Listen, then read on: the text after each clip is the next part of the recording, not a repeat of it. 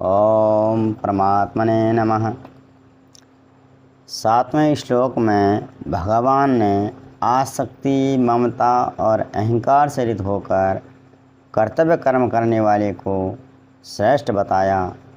अब 8वें श्लोक में भगवान कहते हैं कि मेरे मत के अनुसार तो कर्म करना श्रेष्ठ है। सुनते हैं भगवान जी क्या कहते हैं। गीता जी के 3 अध्याय का 8वां श्लोक।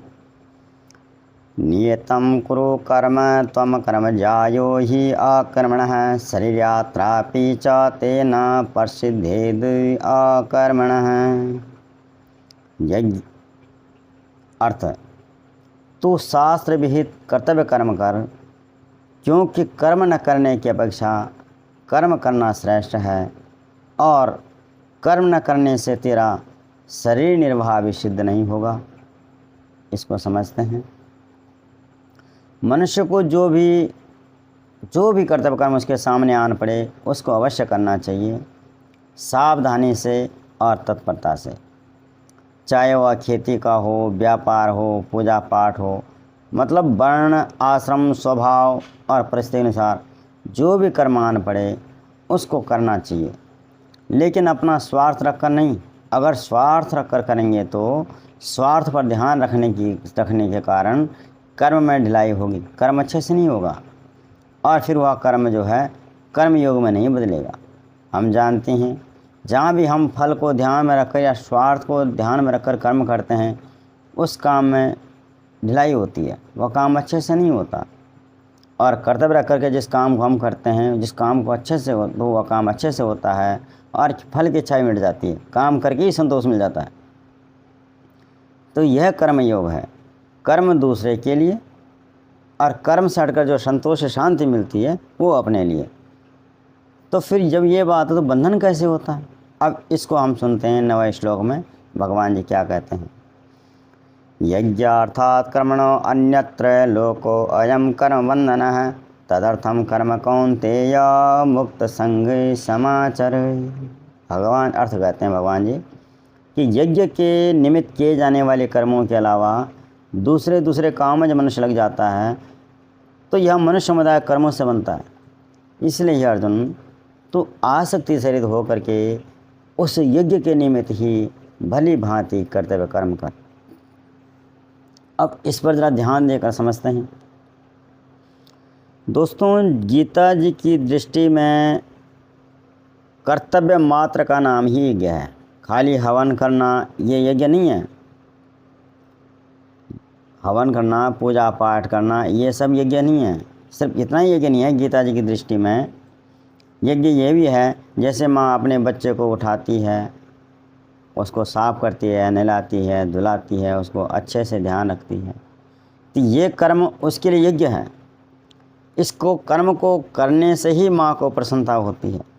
ऐसी पति की सेवा, घर की साफ़ सफाई, खाना बनाना, हर एक की व्यवस्था, कब जाना कब जाना, ये लंच ले जाना, इसकी व्यवस्था करना, अपना ध्यान नहीं रहता, सिर्फ दूसरे के लिए काम करना, ये पत्नी के लिए यज्ञ है। तो ये सब करके वो थक तो जाती है लेकिन भीतर से शांति मिलती, चलो मैंने निपटा दिया, तो ये उसके लिए यज्ञ है।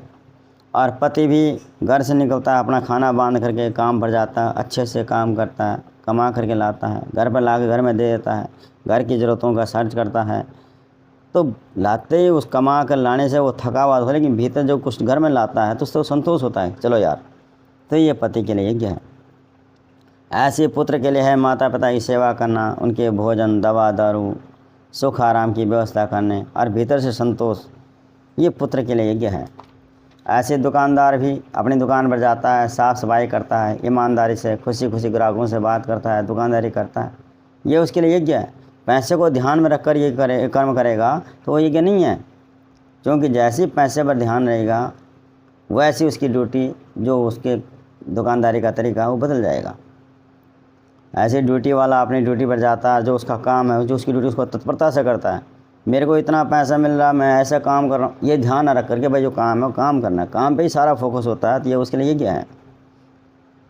जब सारे कर्म यज्ञ ही हैं तो फिर बंधन कैसे है, बंधन कहाँ से आ गया। तो देखो, जब माँ दूसरे के काम पर ध्यान देती है, दूसरे को देख करके तुलना करके अपना कर्तव्य कर्म करती है, तो ये बंधन हो जाता है उसके लिए। क्योंकि जैसे वो दूसरे को देख वो ऐसा करता है, वैसा करता है, ऐसा करता है, तो उसके अपने काम करने जो करते हुए उसमें ढिलाई आ जाती है, तो यहाँ उसके लिए बंधन हो जाता है। ऐसी दुकानदार भी जब फल पर विशेष ध्यान रखता है, भाई कितना कमाना, कितना मार्जिन रखना, क्या इसको रखकर जब काम करता है, दुकानदारी करता है, तो ये उसके लिए बंधन है। जो उसका ध्यान ग्राहक पे कम रहता है और फल पे ज़्यादा रहता है, और तभी उसके लिए बंधन होता है। भाई जैसे कोई मजदूर आदमी उसकी दुकान में आ गया, गरीब आदमी आ गया जो 10-20 रुपये का सामान ले रहा हूँ, और वही कोई गाड़ी से उतर करके हाँ इससे मोटा माल मिलेगा, तो उसका तुरंत ही भाव बदल जाता है, और उसको तू हट हट हट हट इस तरह से बात करके वो करता है, तो ये उसके लिए बंधन है। जो उसमें भेदभाव आ गया। भेदभाव क्यों आया? पैसे को स्वार्थ दे करके, लालच दे के, इससे क्या कमाना, 5-2-4 रुपये, और इससे क्या कमाना, पता नहीं कितना कमाना, तो इस तरह से उसका भाव बदल जाता है, तो यहाँ उसके लिए बंधन है। भाई दुकानदार के लिए तो ग्राहक एक समान ही होता है, चाहे 2 रुपये का ले, चाहे 10 रुपये का ले, मार्जिन तो उसको दे ही देता, चाहे 1 रुपये दे, 4 नहीं दे, 8 नहीं दे। तो दुकानदार को अपनी दुकानदारी अपनी ईमानदारी से करनी चाहिए, भेदभावपूर्वक नहीं करनी चाहिए, कहने का मतलब ये है। ऐसे बहुत सारे दुकानदार तराजू में हेर फेर कर देते हैं। अब तराजू में हेर फेर करके सामान बेच देते हैं, ग्राहक ले जाता है, ग्राहक को पता नहीं चलता, ग्राहक चलो अपने चले गए, ग्राहक ने अपना पैसे दिए, चल पड़ा, लेकिन दुकानदार को पता तो मैंने क्या किया। तो ये जो जानकारी उसके अपने बंधन में, यही उसके बंधन के कारण होती है, ये उसके लिए कर्म बंधन है। भाई इंसान को जितना भी फल मिलना है, पैसा मिलना है, वो उतना प्रारब्ध के अनुसार ही मिलता है। ये ज़रूरी नहीं कि भाई मैं बेईमानी करके पैसे लूँगा तो मैं पैसे में बटेगा, और पैसा आता हुआ तो दिखेगा, हमारे पास आ भी जाएगा, लेकिन कुछ जाता कब है इसे पता नहीं चलता। तो टिकता उतना ही है जितना हमारे प्रारब्ध में है, जितना हमारे प्रारब्ध में है उससे ज़्यादा हमारे पास टिकता नहीं है। बस खाली भाव होता, हाँ मैंने करा, लेकिन निकल कब गया पता नहीं चला, तो ये उसके लिए बंधन तो बन ही जाता ना। ऐसे पुलिस वाला है, भाई कम पुलिस वाले से मदद मांगते हैं, और वो उल्टा ही हमसे लूटने के लिए, हमसे पैसे वसूलने की मशीन समझता है, तो ये उसके लिए बंधन है। ऐसे डॉक्टर हुई है। तो जितना प्रारब्ध में है उतना तो अपने पास टिकता तो उतना ही है, पर जो भाव था आने का, जाने का, कमाने का, ये हमारे बंधन का कारण बन जाता है। ऐसी हर जगह जहाँ भी विषमता होती है, विषमता रखकर हम काम करते हैं, वही हमारे बंधन का कारण बन जाता है। हम अपने कर्तव्य ध्यान देकर दूसरे पर दृष्टि रखते हैं, वो क्या कर रहा है, ये क्या कर रहा है, वो ऐसा है, ये वैसा, यही हमारे बंधन का कारण है। अरे मुझे अपना कर्तव्य अच्छे से करना है, तू क्या कर रहा है तू जान, तेरा कर्तव्य तेरे साथ, मेरा कर्तव्य मेरे साथ। अगर मैं इस तरह अपने कर्तव्य को अपने आप सावधानी होकर के तत्परता से करूँगा, तो कहीं झगड़ा नहीं है, कहीं बंधन नहीं है।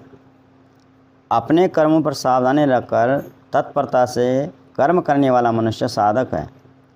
साधक वो नहीं है कि जो बस साधु बन गया, नहीं, जो अपने कामों पर ध्यान रखता है, सावधानी से रखता है, वो साधक है। ऐसी पत्नी जब अपने कर्तव्य ध्यान देकर पति पर ध्यान दे, तू क्या करा, तूने क्या किया, मैंने ये किया, तूने वो किया, तो यहाँ क्लेश का कारण बन जाता है। ऐसे पति अपने कर्तव्य ध्यान देता, जो उसको काम है उसको नहीं करता, और पति में ध्यान तूने क्यों नहीं किया, क्या नहीं किया, ऐसा, तो यहाँ क्लेश होता है। ऐसे सास बहू आदि आदि में, तो ये सब आप समझ गए होंगे मेरे कहने का मतलब। तो दोस्तों, हमने इस 9वें श्लोक को सुना गीता जी के 3 अध्याय का, कि बंधन कहाँ होता है। अगर आपको भी अच्छा लगता हो तो सब्सक्राइब करें, ज़रूर करें, क्योंकि हम भी आपसे कर्तव्य पालन में तत्परता की आशा रखते हैं। धन्यवाद सुनने के लिए।